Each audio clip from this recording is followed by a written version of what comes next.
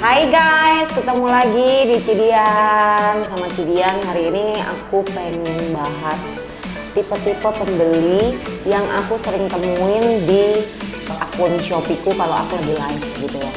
Jadi kenapa aku buat seperti ini, biar teman-teman juga belajar dan nggak kaget, dan gimana caranya memperlakukan orang-orang dengan tipe-tipe tersebut, itu teman-teman udah tahu gitu loh. Jadi kita mulai ya.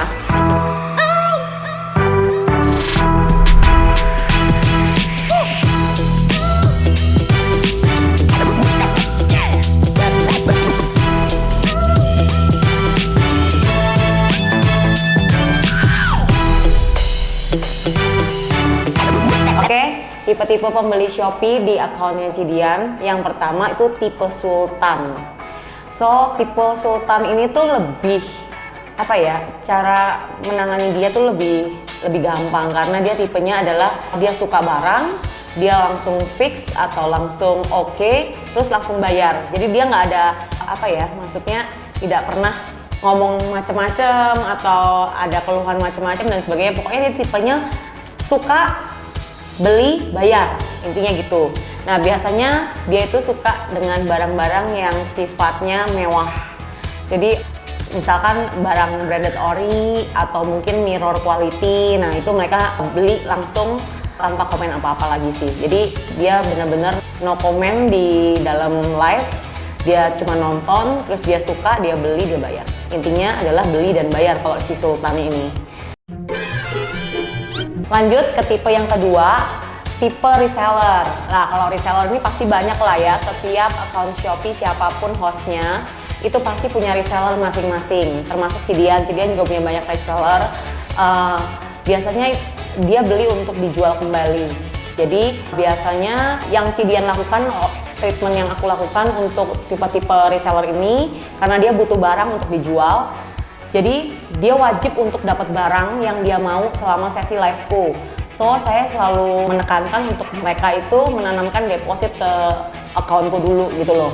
Jadi misalkan dia transfer ke Shopee Pay saya atau ke rekening saya itu minimal 5 juta misalkan. Jadi dia ada deposit yang nanti kalau barangnya dia nge-fix barang di aku, depositnya akan dikurangin sesuai dengan harga yang ada dia ambil gitu barang. Nah, biasanya reseller ini untuk barangnya selalu dicek dulu, takut ada yang reject ya kan, karena dia untuk jual lagi. Jadi kita harus kasih dia barang-barang yang masih segel atau belum pernah dibuka plastiknya, karena untuk menjaga kualitasnya dia agar barang sampai di sana tetap masih bagus gitu loh. Yang ketiga itu tipe si pemburu diskon. Nah, kalau ini almost 80% pembelinya Cidian seperti itu. Jadi pemburu diskon nih. Cidian bener nggak sih ngasih diskon ke customer? Bener, adanya bener. Tapi diskonnya tuh yang kayak gimana? Jadi kalau di tempatnya Cidian tuh diskon tuh ada dua macam. Diskon jadi harga aku jual aku diskon, atau harga beliku di bawah HPP ku gitu loh. Jadi harga aku beli, mereka beli itu di bawah harga HPP aku gitu loh. Jadi misal ini, aku beli di supplierku 100.000, tapi karena stoknya banyak banget, itu aku suka jual udah deh 90.000 gitu, atau mungkin 100.000 gitu loh. Kenapa? Karena kadang-kadang kan Cidian stoknya terlalu banyak gitu loh. Jadi aku kasih mereka, oke, untuk fun aja ya udah aku sell aja barang gitu. Nah, itu banyak banget. Begitu di sell, mereka tahu harga kan, mungkin kan harga di pasaran kalau belinya 100.000 mungkin harga di pasaran 135, 145. Kalau Cidian jual 100.000 ya pasti itu udah kayak, kalau bahasanya kacang goreng lah untuk dijual. Nah, itu untuk tipe-tipe yang aku stoknya banyak, baru si tipe-tipe pemburu diskon ini nungguin. Jadi kalau lagi live gitu dia nungguin sih, ambiaran dong, ambiaran gitu loh. Jadi mereka itu selalu hanya beli kalau aku diskon. Kalau aku nggak diskon mereka nggak beli. Ya itu biasa. Itu mostly banyak sih yang seperti itu. Terus cara ngakalinnya ya paling nggak tiap kali sih aku diskon, cuman jadi aku kumpulin dulu. Jadi barang-barang yang mungkin udah sisa 1, sisa 2, sisa 3 itu aku terakhirnya baru aku diskon, dan itulah salah satu pilihan mereka untuk membeli dengan harga yang diskon itu. Gitu sih. Keempat, tipe pembelinya Cidian yang aku rada lucu adalah si Miss Perfect. So kenapa rada lucu? Karena gini, setiap barang, walaupun barang itu KW sekalipun, dia pengennya yang perfect. Even dia beli harga diskon atau harga normal, dia pengennya bener-bener super perfect barangnya. Satu, mungkin dari kotaknya, packagingnya dia harus perfect gitu kan, harus yang rapi, harus bener-bener rapi lah diterima sama dia. Terus yang kedua, kalau ada benang keluar dia udah nggak mau gitu loh. Terus misalkan ada double jahit itu dia nggak mau. Itu pokoknya bener-bener teliti dan Miss Perfect banget. Nah itu sering aku jumpain sih beberapa kali. Kalau yang kalian ketemu yang seperti itu nggak apa-apa, namanya layani aja. Karena tapi mostly sih ya, kalau si Miss Perfect ini tuh cuman sekali. Kalau dia sudah kecentok misalkan, oke, kita kirim barang sama dia, terus misalkan ada benangnya keluar satu, oke, kita kan kasih dia retur, kita harus kirim yang bagus barangnya, baru balikin lagi ke dia gitu kan. Ya paling seperti itu, tapi ya nggak banyak lah, mungkin setiap kali sebulan mungkin aku ketemu itu 3-4 orang. Tapi overall sih mereka mestinya bisa koordinasi dengan adminku dengan baik ya, jadinya kita juga bisa menyelesaikan apa yang dia permasalahkan itu dengan baik juga gitu loh. Yang kelima yang paling aku gak suka dari tipe customerku adalah si ghosting. Jadi tipe ghosting ini mereka itu tuh sukanya kalau aku lagi adain acara bayar yang nge-fix, mereka nge-fix terus. Setiap aku jembreng apa dia nge-fix, setiap jembreng apa nge-fix, atau jembreng apa di etalase mereka CO ya kan. Tapi tuh nggak pernah dibayar gitu loh. Jadi semua tuh pembatalan, isinya keterangannya dia tuh selalu pembatalan. Nah, treatmentnya apa? Treatmentnya nggak ada treatmentnya. Kalau yang itu mah diemin aja udah.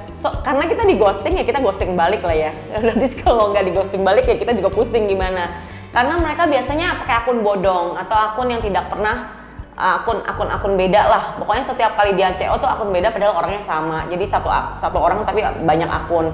Kenapa gitu? Sebenarnya ada plus minusnya si ghosting ini. Minusnya adalah dia ngosongin stokku, tapi hanya semu ya, kosong stoknya semu. Jadi mereka ngambil doang, tapi akhirnya di pembatalan jadi balik lagi kan stoknya ke kita. Semu jadi, tapi positifnya adalah ketika kamu jualan dan barangmu tiba-tiba cepet habisnya, tapi gara-gara di ghosting orang akan lebih antusias sih. Itu kalau menurut aku kelebihannya sih di situ. Jadi antusiasnya gini, loh kok aku mau CO kok udah habis, kok aku mau beli kok jadi udah habis. Jadi ada plus minus di sini ya, bahwa barang kamu yang kamu jual itu orang demand-nya tinggi gitu loh, demand-nya tinggi, permintaannya tinggi, jadinya jadi ada plus minus di sini, paham kan maksudku ya? Jadi ya udah biarin aja. Memang itu tuh sudah, kalau di dunia pershoppian atau di dunia online itu sudah bumbu harian yang harus kita terima sebagai seller, intinya gitu. Yang terakhir, aku ada tipe si tukang gibah. Nah, si tukang gibah ini dia beli juga, oke.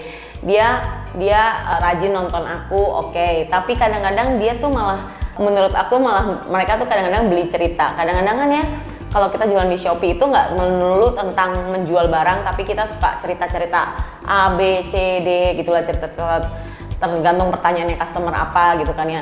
Nanti mungkin si tukang gibah ini ngambilnya sepotong, akhirnya dia ngobrol di lapak lain begini. Terus nanti dari lapak lain dapat cerita lagi, ngobrol di lapakku begini.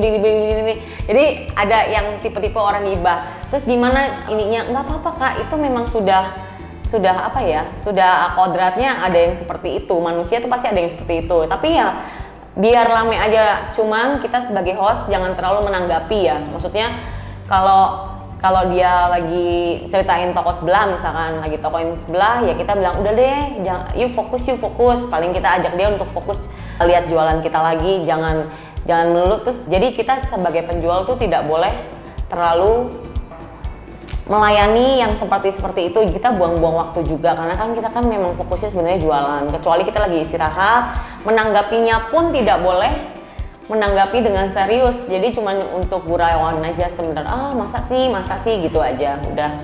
Sebenarnya sih itu Jadi si tukang gibah ini tuh si tukang adu domba ceritanya. Mungkin adu domba antara seller, kok harganya di sini lebih murah, di sini lebih mahal, di sini lebih yang di sana lagi murah lagi. Nanti dia akan komen terus, tapi dia nggak beli juga. Ya udahlah. Ya tipe itu udah banyak lah ya. Setiap live pun pasti itu ada ya. Memang sudah apa ya? Kalau menurut aku selalu ngomongnya itu tim hore sih, tim hore. Jadi nggak masalah ya guys. Jadi untuk menanggapi yang seperti itu, kalian harus tahu bahwa kalian itu harus di tengah, jangan menyalahkan siapapun gitu loh. Jangan menyebut toko lain juga di dalam Shopee waktu kita live gitu.